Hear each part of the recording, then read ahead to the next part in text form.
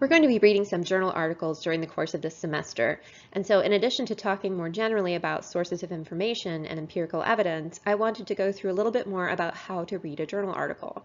This applies both to our course readings and to the COVID conversations whenever you have to look up medical research. So, journal articles have a specific formula to them. They typically are presented in a journal that is published usually monthly, sometimes every 2 months or every 6 months or every year. But most journal articles are the way that we present research. So primary sources, whenever you read a newspaper article that says a recent study found, it's published in a journal and it's a journal article. It's how we disseminate research. That's how we present information. Those journal articles present research in a specific formula. And what they do is they present their studies in a peer review format where other people have looked through them and given them approval. It's gone through, hopefully, a rigorous process of approval before being published as a sign of quality. And the study itself will consist of a few different sections that are fairly predictable. So the first section of a journal article is typically an abstract. You can think of this like the preview for the paper. So it lets you know the big picture in terms of the general research question, what was done, what was found. And if you need to know the most important findings from the study, the abstract is a really great start to help frame how you approach the reading. So doing the abstract first is always a good step to get a preview for the article and to help frame what you think about it. The introduction typically introduces background research and the research question at hand, including any potential hypotheses the authors might have.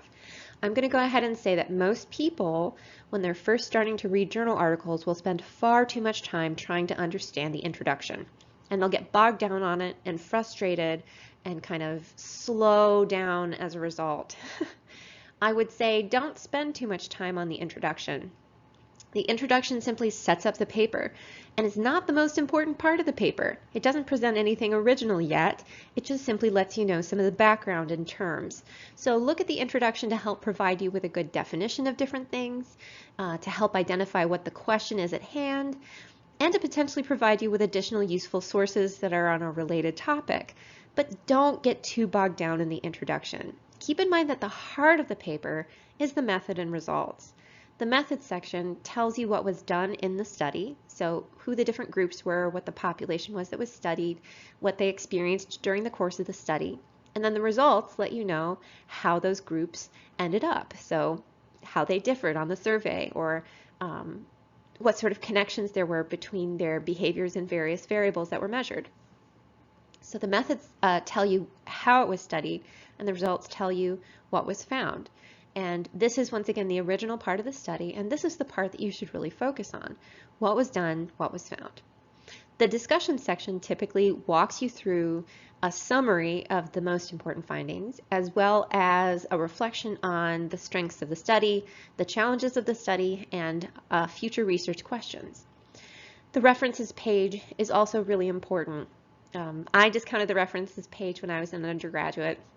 But what the references page provides is a collection of all the sources that were cited during the course of the article.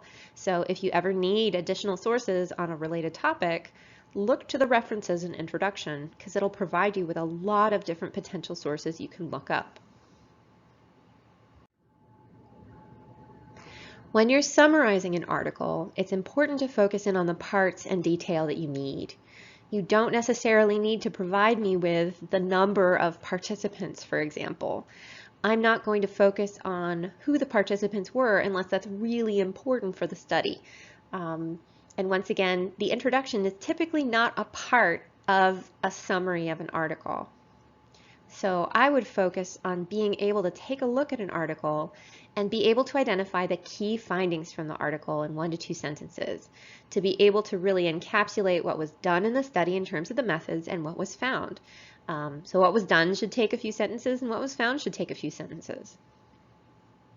And when summarizing, the results are the most important part. What was done helps contextualize the results. So for example, if you say group A experienced this, group B experienced that, group A was higher in self-esteem than group B, then it makes sense in terms of the results. So the methods help provide context for the results. So you give just enough of the procedure to give the results context. When it comes to finding the key findings, there's a few places you can look to provide you with clues. I've already given you some hints to this, but the abstract is a really great place to find the things that the authors identified as the most important findings. At the very start of the discussion, the authors will usually summarize the most important findings as well. And within the results section, whenever there's a figure where there's different bars or different lines, those results were important enough to demonstrate in figures. So you should be able to look at those figures and suss out what was going on, which group was higher than the other one, and to be able to know enough about the methods, about what the two different groups experienced, to be able to kind of decode what those findings are. So whenever there's a figure, make sure you look at it and try to figure out the pattern as a way to help you better understand the results. Keep in mind too that when you're summarizing results, you should never really feel the need to provide numbers. So you wouldn't ever have to say, for example, the mean of this group was 2.5 and the mean of that group was 3.2. You would just say the mean of this group was lower than the mean of that group. And as long as the difference was significant, then that's fine. You don't have to provide specific numerical information. You just have to summarize in words.